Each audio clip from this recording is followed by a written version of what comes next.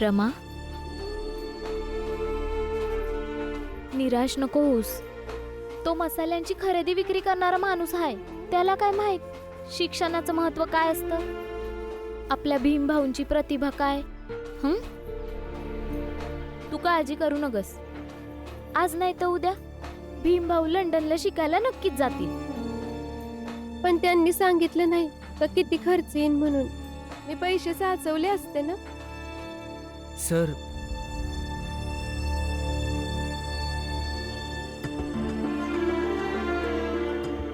ठीक आहे, आता तुम्ही घरी जा.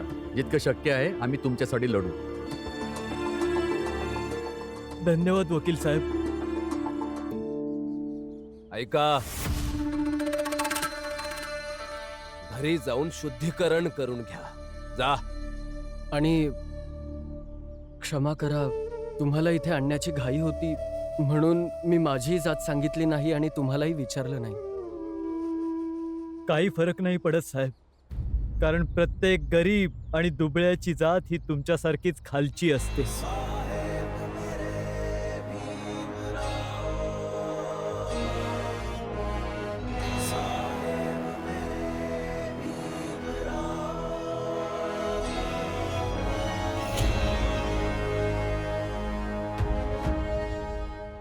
एक गोष्ट तुम्ही नेहमी ध्यानात ठेवा, बॅरिस्टर हा न्यायाचा सैनिक असतो.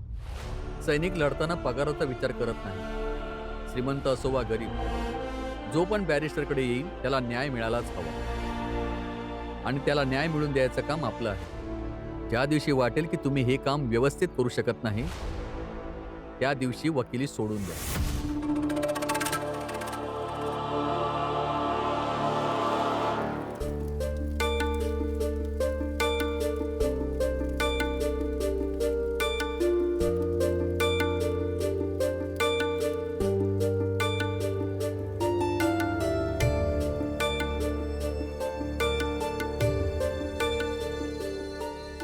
जनार्दन, हा? तेज भाऊ आतापर्यंत साहेबांना भेटून नाही आले. सांगून तर गेला होता की पैसे घेऊन येईल. अरे साहेब पैसे देतील तर मोजून वगैरे देतील ना.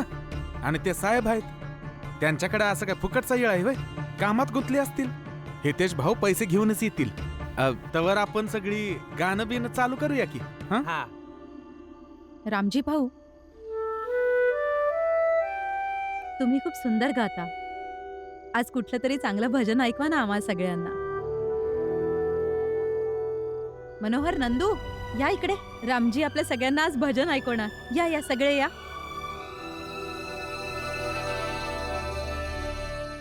साहेब, सकाळपासून वाट बघत होतो. तुम्ही व्यस्त होतात. सगळ्यांकडून हस्ताक्षर घेतली आणि अंगठा पण घेतला.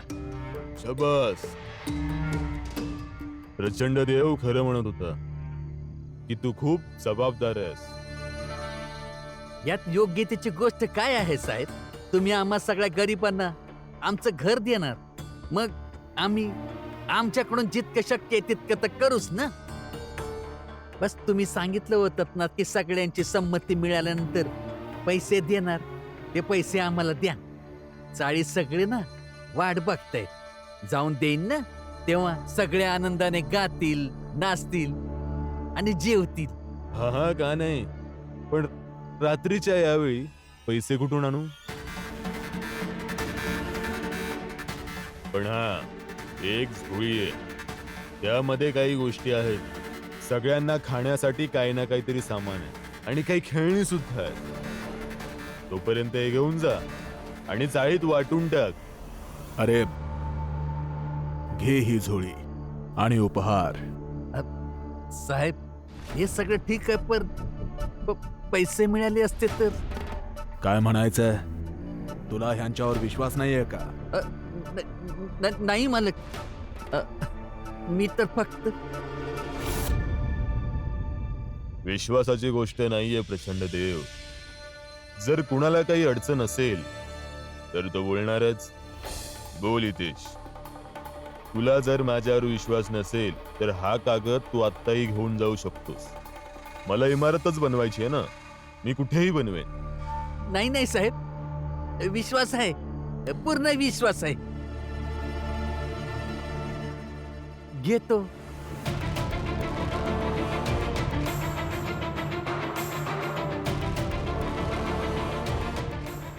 गोलू ही मिठाई. उचल ना.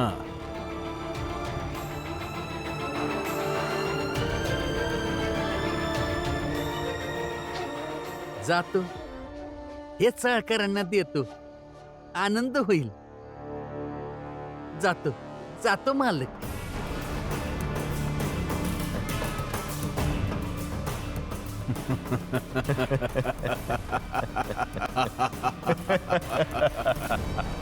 घेऊन जा आणि जितकं खुश व्हायचंय तितकं खुश हो. मी टाकलेल्या जाळ्यात तुम्ही सगळी जण आता अडकणार. आता भले तुम्ही कितीही उड्या मारा, माझ्या जाळ्यातून बाहेर पडू शकत नाही. आता तुम्ही माझ्यासाठी फक्त खेळणं आहात. जेव्हा वाटेल तेव्हा खेळेन, जेव्हा वाटेल तेव्हा तोडून टाकेन. तुम्हा सगळ्यांचा खेळ खलास. जैसे दिल में तेल है, ज्यों चकमक में आग, तेरा साईं तुझ में है, जाग सके तो जाग.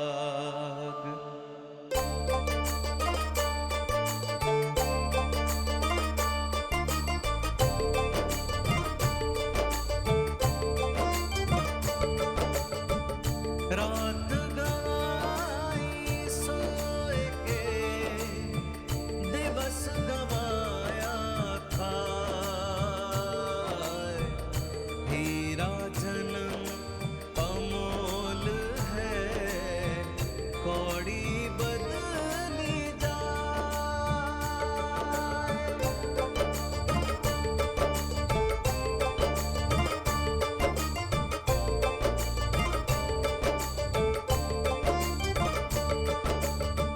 चिंता ऐसी डाकिनी, काट कलेजा खाए. वैद बेचारा क्या करे, कहाँ तक दवा लगाए.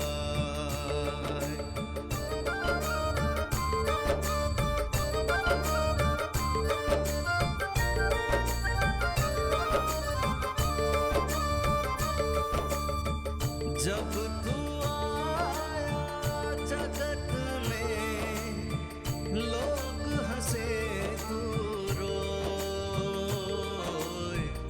ऐसी करनी ना करी, पाछे हंसे सबको.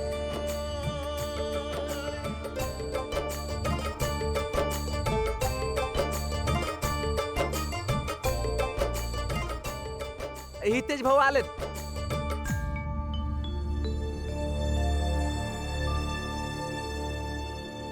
अरे हितेश भाऊंनी झोळी भरून पैसे आणलेत. पैसे द्या, वाटूया.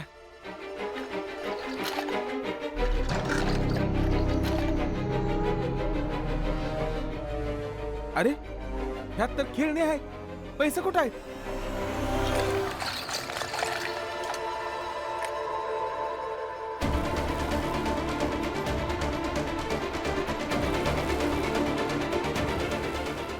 हितेश भाऊ, अहो, हे समजा काय आहे?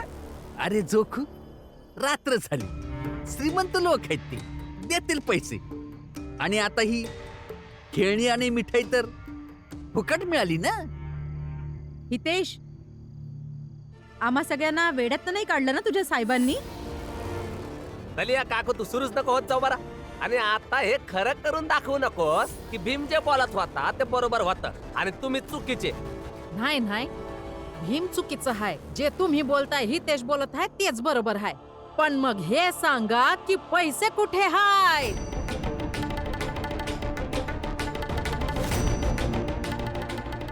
रमा,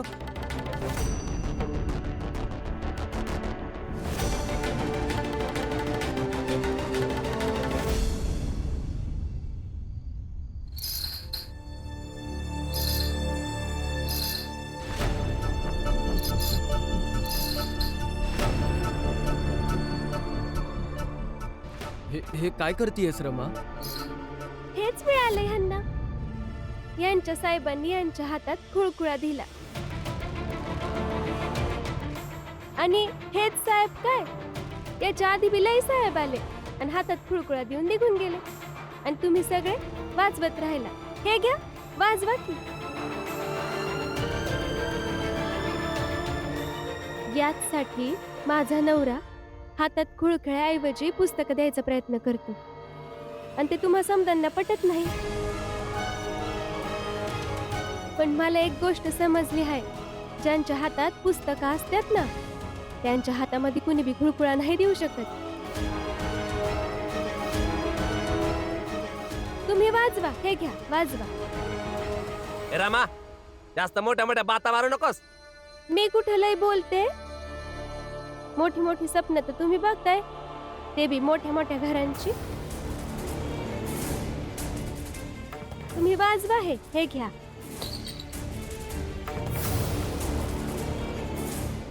तुम्ही चला आतमध्ये.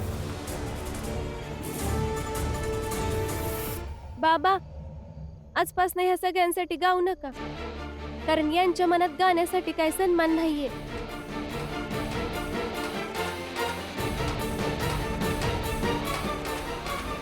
आणि तुम्हाला तर शिक्षणाची कदरच नाहीये, आणि तुम्हाला माहीतच नाहीये शिक्षणाने काय काय होऊ शकतं. शिक्षण व्यक्तीला शोषणाच्या जाळ्यातून बाहेर काढू शकतं.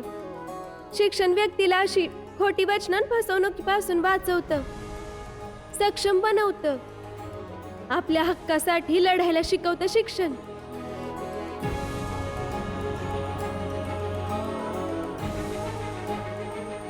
पण हे सगळं तर तुम्हाला समजूनच नाही घ्यायचं ना.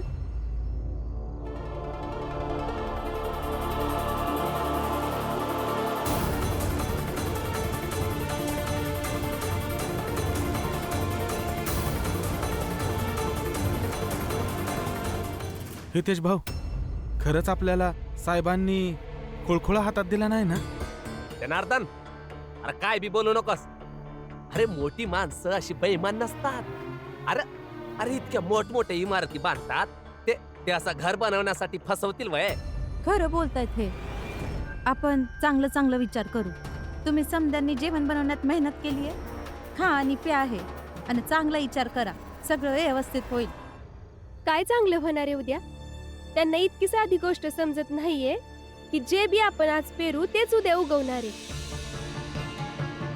लोभाबाई ते साहेबाचं म्हणणं मान्य केलं आणि आता खोटी आशा बाळगतायत. त्यांच्याबरोबर चांगलं होणार आहे, काहीच चांगलं नाही होणार त्यांच्याबरोबर. रमा, हे सगळं बोलून काय फायदा आहे? आपण काही करू शकतो का? काहीच नाही. आपण फक्त एवढीच अपेक्षा ठेवू शकतो की त्यांची आशा कधी तुटायला नको. रागावू नकोस रमा. मला राग येतोय तर काय करू मी? आणि तुम्ही इतक्या वर्षांपासून समजवताय का शिका, स्वाभिमानाने जगा, तेव्हा त्यांना नाही समजलं. पण एका माणसाने येऊन घराबद्दल समजवलं तर समजलं आणि त्याच्या जाळ्यात अडकले. रमा, माणसाचा एक स्वभाव असतो की त्याला वर्तमानातले फायदे चटकन लक्षात येतात.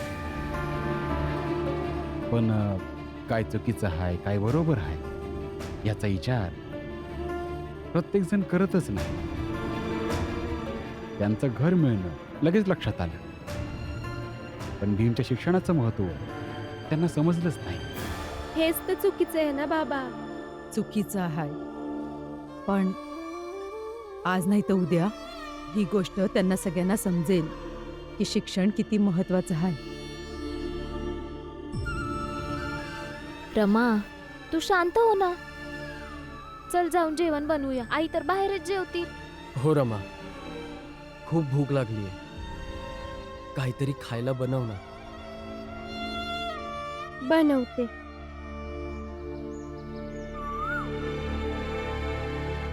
ऐका चाळीतल्यांनो, प्रत्येकाने बाहेर निघा. प्रत्येकाने.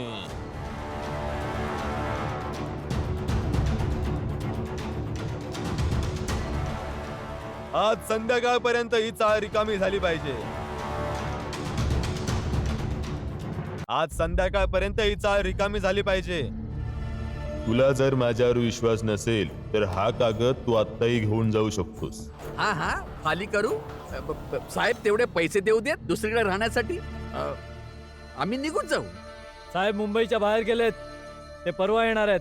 आणि आज संध्याकाळपर्यंत ही चाळ रिकामी करायची आहे. संध्याकाळपर्यंत आपण चाळ कशी काय खाली करू शकतो आणि निघून जाणार कुठे आपण? आणि बघा, जोपर्यंत आम्हाला पैसे नाही मिळणार आम्ही दुसऱ्या घरात राहायला कसं जायचं? हे काय बोलताय तुम्ही लोक? ते सगळं आम्हाला नाही माहित. आम्हाला संध्याकाळपर्यंत चाळ खाली हवी आहे. अरे मग काय बळजबरीने रिकामी करणार? हा तसंच समजा. काय तसंच समज? असं कसं तुम्ही बळजबरी चाळ रिकामी करायला लावणार? ए, तू गप्प बस. तुम्ही काय बोलू नका.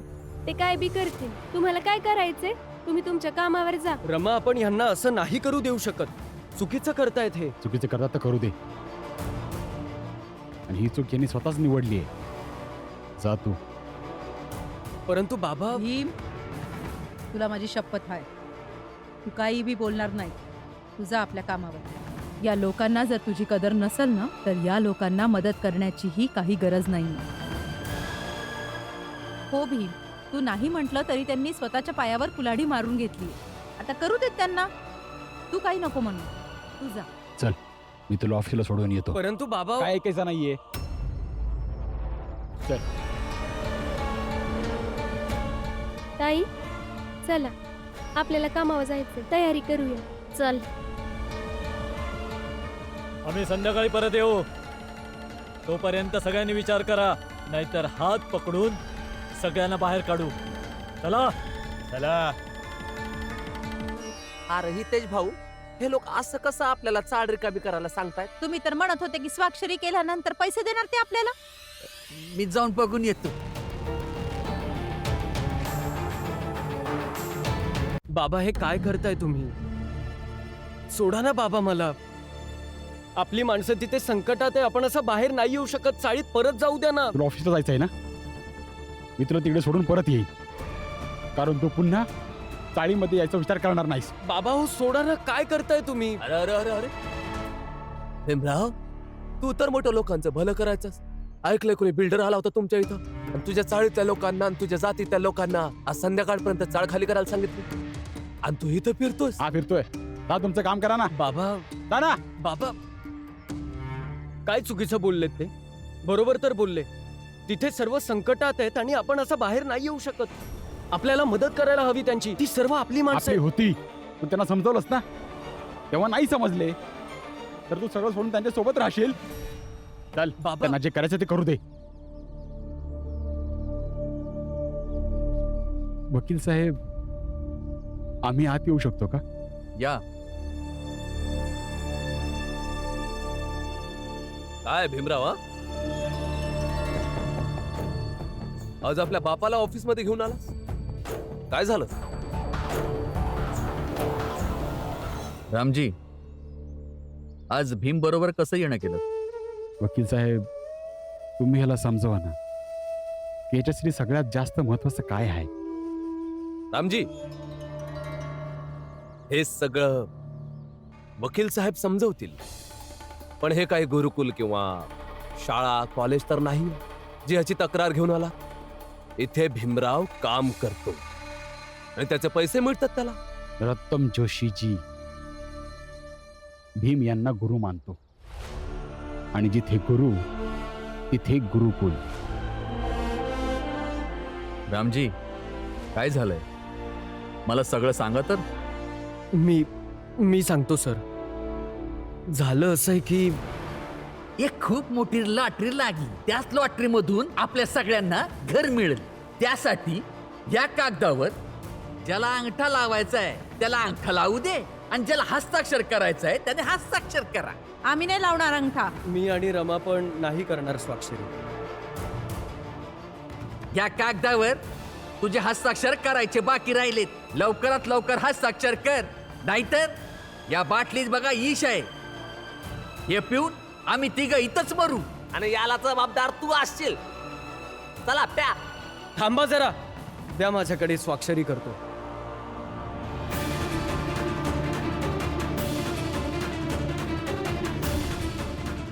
ऐका चाळीतल्यांनो, प्रत्येकाने बाहेर निघा. आज संध्याकाळपर्यंत ही चाळ रिकामी झाली पाहिजे. चुकीचं करतायत हे लोक. चुकीचं करतात तर करू दे, आणि ही चूक यांनी स्वतःच निवडलेली आहे. तर तुम्हीच सांगा सर की ह्या लोकांची मी मदत करायला हवी की नको.